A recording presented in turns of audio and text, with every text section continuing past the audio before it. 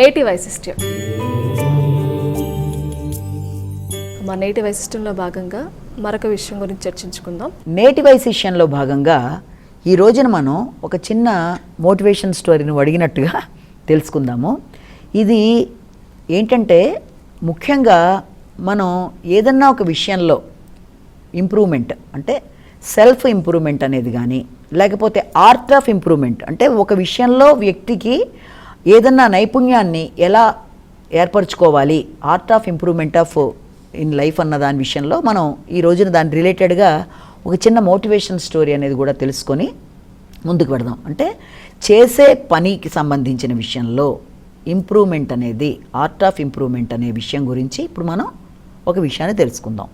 అయితే సాధారణంగా ఇది ఒక చిన్న ఒకానొక ఇంగ్లీష్ కథ. ఏంటంటే ఒక మంచి శిల్పి ఉండేవాడు. ఆయన చాలా చక్కగా శిల్పాలని చేయడం, రకరకాల విధానాలుగా చేసిన విధానాలకి దేశ విదేశాల్లో కూడా అతనికి మంచి పేరు ప్రఖ్యాతల్లా రావడం, అతని యొక్క చేసిన ఆ యొక్క బొమ్మలన్నింటినీ కూడా అందరూ కూడా కొనుక్కోవడం, రకరకాల అధిక ధరలు పెట్టి కూడా కొనుక్కోవడం, అంత చక్కటి నైపుణ్యాలతో రకరకాల బొమ్మలను అతను తయారు చేస్తూ ఉండేవాడు అనమాట. అయితే ఆ బొమ్మలను అలా తయారు చేయగా అతనికి మంచి పేరు ప్రఖ్యాతలతో పాటు కొనుక్కునే వారి సంఖ్య కూడా పెరగడం, అందరూ కూడా అతన్ని చాలా ఇష్టపడడం, అతన్ని యొక్క చేసే విధానానికి చాలా మంచి పేరు ప్రఖ్యాతలు వస్తాయి. అయితే ఇదంతా కూడా చిన్నప్పటి నుంచి చూస్తూ వాళ్ళ అబ్బాయి కూడా పెరుగుతాడు. అంటే తండ్రి యొక్క చేసే విధానాన్ని ఆకళింపు చేసుకొని తను కూడా చక్కటి బొమ్మలు చేయడం చిన్న వయసు నుంచే మొదలు పెడతాడనమాట. అదే రకమైన ఆ యొక్క నైపుణ్యాన్ని పెంచుకుంటూ అలాగా ఆ అబ్బాయి కూడా చేయగా ఆ అబ్బాయికి కూడా చాలా చక్కటి పేరు ప్రఖ్యాతలు, చాలా చిన్న ఏజ్లోనే ఆ అబ్బాయికి మంచి గుర్తింపు కూడా వస్తుంది. చాలా అత్యద్భుతంగా అతను ఆ బొమ్మలు తయారు చేయడం, ఆ బొమ్మల్ని చెక్కడం, ఆ శిల్పాలని తయారు చేయడం, వాటిల్లో సజీవ కళ ఉట్టిపడేట్టుగా చేయడం, ఇవన్నీ కూడా చేయడం మొదలు పెడతాడు. అంటే రాను అతను ఇలా చేయగా తండ్రి యొక్క విద్య కన్నా కూడా అతని విద్య మీద ఎక్కువ ఇష్టాన్ని చూపించి అతని యొక్క ఆర్ట్కి అతని బొమ్మలు ఎక్కువగా కొనుక్కోవడం, అందరూ కూడా చాలా ఇష్టపడడం జరుగుతుంది అనమాట. రోజుకి అతనికి పేరు రావడం, అతనివే ఎక్కువ మంది కొనుక్కోవడం చూశాక అయినా సరే అతను చేసే ప్రతి బొమ్మలోనూ ఏదన్నా మంచి చెడ్డలుంటే తండ్రి చెప్తూ ఉండేవాడు అనమాట. ఇంకా బాబు ఇది ఇంకా ఇలా చేస్తుంటే బాగుండేది, ఇలా చేస్తుంటే అది బాగుండేది అని అంటే చెప్తూ ఉండేవాడు. కాలక్రమేణా తండ్రి యొక్క నైపుణ్యం కన్నా కూడా కొడుకునే అభిమానించడం వల్ల తండ్రి దగ్గర కొనుక్కునే వాళ్ళు కూడా తగ్గిపోవడం, కొడుకు దగ్గర కొనుక్కునే వాళ్ళు ఎక్కువ పెరగడం, ఇలా కూడా జరుగుతూ వచ్చింది. అయితే తండ్రి ఎప్పటికప్పుడు దాంట్లో మెరుగులు దిద్దుకునే విధానాన్ని, కొత్త విషయాల్ని నేర్పించడానికి ప్రయత్నం చేసేవాడు. అయితే ఇలా జరుగుతుండగా కొన్నాళ్ళకి కొడుకు ఏమనిపిస్తుందంటే, అదేంటి నేను అన్నీ చాలా బాగా చేస్తున్నాను కదా, మళ్ళీ ఏంటి మధ్యలో ఈయన తండ్రి ఇలా కల్పించుకొని మళ్ళీ కొత్తగా చెప్తున్నారని తండ్రితో అంటాడనమాట. ఏంటిది, నాకు నువ్వు అంత గొప్పగా నీకే అన్నీ తెలిస్తే నువ్వే నీది ఇంకా మెరుగుపరుచుకోవచ్చు కదా, నా దగ్గరికి వచ్చి అందరూ నావి కొనుక్కుంటున్నారు అంటే నీ దానికంటే నాది అద్భుతంగా ఉందనే కదా అందరూ మెచ్చుకుంటున్నారు, మరి అలాంటప్పుడు నాకు మళ్ళీ ఎందుకు ఇలాగ సలహా ఇస్తావు, నేను చాలా బాగా చేస్తాను, నాకు అన్నీ బాగా వచ్చు, నువ్వు ఇలా చెప్పొద్దు అని చెప్పి కొడుకు కొంత చిరాకు పడతాడు. అయినా సరే తండ్రి చెప్పడానికి ప్రయత్నం చేస్తాడు. అంటే ఏం అక్కర్లేదు, నాది చాలా బాగుంది, నాకు వచ్చి ఆర్ట్ అంతాను, నువ్వేం చెప్పవలసిన ఇది లేదు, నీకే అంత ఇది ఉంటే నీదే అందరూ కొనుక్కుంటారు కదా, నువ్వెందుకు ఇలాగా చేస్తున్నావు అని చెప్పి కొంత ఇదవుతాడు.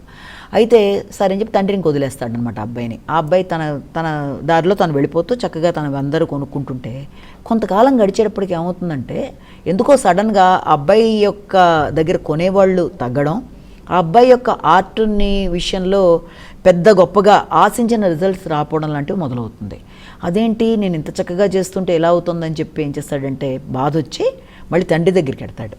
అన్న ఏంటిది ఇలాగవుతుంది నాకు అంటే తండ్రి అంటాడనమాట, అవును ఇది నేను కూడా నా జీవితంలో ఈ యొక్క సమస్యని ఎదుర్కొన్నాను చాలా సంవత్సరాల క్రితం, అందుకని చెప్పే నీకు ఎన్నోసార్లు చెప్పడానికి మెరుగుపరచడానికి ప్రయత్నం చేశాను. అప్పుడు నేను వచ్చి నీకు చెప్పడానికి వచ్చింది నాకేదో నీకంటే గొప్పగా తెలుసు, నాకెంతో గొప్ప నైపుణ్యం ఉందని కాదు. సాధారణంగా ఏ వ్యక్తి అయినా తన స్కిల్స్ అన్నీ కూడా తను చాలా బాగా చేశానని అనుకుంటాడు, తను ఏ ఆర్ట్ అయినా. కానీ కాలక్రమేణా రోజులు గడిచిపోయే కొద్దీ దాంతో సాటిస్ఫై అయిపోతూ ఉంటాడు. నాకు అన్నీ బాగా వచ్చు కదా, నేను చేసింది చాలా బాగుంది కదా అని.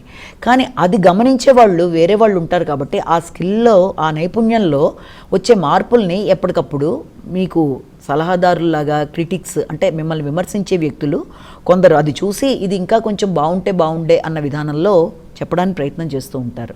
కాబట్టి నీ యొక్క చర్యల్లో ఏం చేస్తే ఇంకా మెరుగుదల బాగుంటుంది అని నేను చెప్పడానికి చేసిన ప్రయత్నం నీకంటే గొప్పవాడినని కాదు, కానీ ఇంకా బాగా మెరుగుపరుచుకునే విధానాలు నాకుండే అనుభవంతో చెప్పడానికి నేను ప్రయత్నం చేశాను అని చెప్పంటే, అయ్యో అయితే ఇప్పుడు నేను ఏం చేస్తే మళ్ళీ నేను బాగా మెరుగుపడతాను ఏంటని చెప్పనుకుంటే, ఎప్పుడో ఒకటి గుర్తుపెట్టుకో, నువ్వంటూ ఏదైనా ఒక పని చేసినప్పుడు తప్పనిసరిగా అయిపోయింది నాకు అంతా వచ్చు అని చెప్పి వదిలేసుకోకుండా నువ్వే ఒక అసంతృప్తికి లోనయ్యే విధంగా ఒక రూమ్ని కేటాయించుకొని ఆ రూమ్లో మానసికంగా నువ్వు వెళ్ళి ఇంకా ఇంకేం బాగా చేస్తే మెరుగులు దిద్దుకోగలను, ఇంకెంత బాగా చేస్తే ఇది అవుతుంది అని అనుకుంటూ మాలాంటి వ్యక్తులు చెప్పే సలహాలని కూడా ఒక చెవిన వింటూ ఏదైనా చెప్పుకోవడానికి నువ్వు ప్రయత్నం చేస్తూ ముందుకు వెళ్ళినట్లయితే నీ యొక్క ఫీల్డ్లో నువ్వు ఇంకా ఉజ్వలంగా భవిష్యత్తు అనేది నీకు ఏర్పడుతుంది. ప్రతి వ్యక్తికి తన యొక్క ఆర్ట్ మీద తనకి అత్యధికమైన ఇష్టం అనేది ఉంటుంది కాబట్టి తను చాలా బాగా చేశాను అనుకున్నా అది మాత్రమే సరిపోదు, ఇది కూడా ఇతరుల యొక్క క్రిటిసిజం అంటే వారిచ్చే సలహాలని కూడా మనం పాటించాలని చెప్పి అతను చెప్పడం జరుగుతుంది. ఇందులో ఈ విధానంలో కనుక మనం చూస్తే నిత్య జీవితంలో కూడా ఇలాంటి సమస్యలు చాలామందికి ఎదురవుతూ ఉంటాయి. అంటే మేము చాలా బాగా చేశాం కదా అయినా ఎందుకు ఇలా అవుతుంది అనుకునే చాలామందికి క్రిటిక్స్ అనేవాళ్ళు అంటే వాళ్ళ ఫీడ్బ్యాక్ కూడా చాలా ముఖ్యం. అంటే ఆ ఫీడ్బ్యాక్లో కూడా మళ్ళీ 2 రకాలైన ఫీడ్బ్యాక్లు ఉంటాయి. ఒక ఫీడ్బ్యాక్ అనేది మన పర్సనల్ ఇంప్రూవ్మెంట్కి ఒక టూల్ లాంటిది. అంటే మనం వ్యక్తిగత అభివృద్ధి కొరకు ఒక సాధనం వ్యక్తుల యొక్క ఫీడ్బ్యాక్, అంటే వాళ్ళు ఇచ్చే యొక్క మనం ఎలా చెప్పాం ఏం చేసాం ఏ విషయాల్లో అన్నది అది తెలుసుకుంటూ ముందుకు గనక వ్యక్తి వెళ్ళినప్పుడు తను ఆశించిన స్థాయిలో మంచి యొక్క స్థాయిలు రీచ్ అవుతాడు. మళ్ళీ ఈ క్రిటిసైజ్ చేసేవాళ్ళు అంటే విమర్శించే వాళ్ళలో కూడా 2 రకాలు ఉంటారు. మొదటి విధానం ఏంటంటే మన యొక్క శ్రేయోభిలాషులు, మన మంచి కోరేవాళ్ళు, మన తల్లిదండ్రులు, మన గురువులు, మన కొరకు క్షేమం ఆకాంక్షించే వాళ్ళు ఏం చేస్తారంటే మనని మంచిగా క్రిటిసైజ్ చేస్తూ నీలో దీన్ని ఇంకొంచెం మెరుగుపరుచుకున్నట్టుగా చెప్తూ ఉంటారు. అంటే మనకి క్రిటిసైజ్ చేసే ప్రతి వ్యక్తి కూడా శ్రేయోభిలాషి అవ్వకపోవచ్చు. కొందరు జలసీతో కూడా చేసేవాళ్ళు ఉంటారు, 2వ రకం.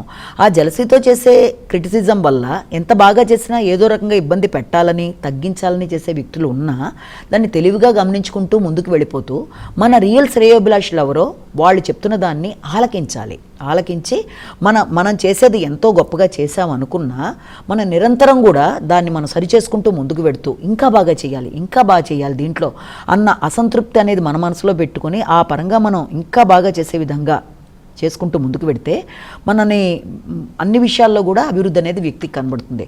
సరే చేశాను కదా ఏదో అయిపోయింది కదా ఎంతవరకు బాగానే ఉంది నేను పర్ఫెక్ట్ అని అనుకోకుండా, అంటే వ్యక్తి పర్ఫెక్షనే కాదు సంపూర్ణ జీవితంలో అభివృద్ధి అంటే మాస్టరీ అవ్వడమే కాదా ఆ యొక్క చర్యలో, ఆ చర్య అన్ని విధాలా నీకు సాటిస్ఫాక్షనే కాకుండా నీ ఎదుగుదలకి దోహదపడాలి. అంటే ఇవాళ ఇలా ఉంది ఇంతకంటే బెటర్గా రేపు చేయాలి, రేపు కంటే బెటర్గా ఎల్లుండి చేయాలనుకుంటూ ముందుకు వెళ్ళడమే art of improvement in life. అక్కడితో ఆపేయకూడదు, ఎదుగుదల అనేది ఆగిపోదు.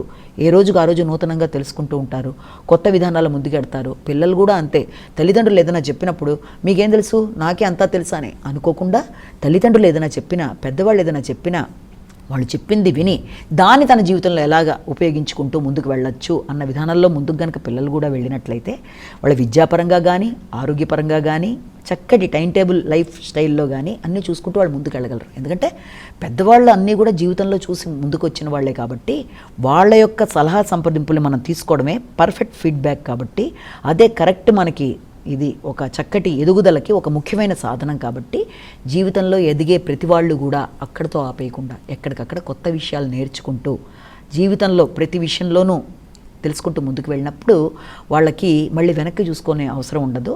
అన్ని విధాల ఎదుగుదలకి మంచి వ్యక్తుల క్రిటిసిజం, శ్రేయోభిలాషుల క్రిటిసిజం, వాళ్ళ సలహా సంప్రదింపులు మన అభివృద్ధికి మూల కారణాలు అవుతాయన్న విషయాన్ని గుర్తించాలి. ఇది ఇందులో మనం నేర్చుకోవాల్సిన అతి ముఖ్యమైన విషయం. నమస్కారం.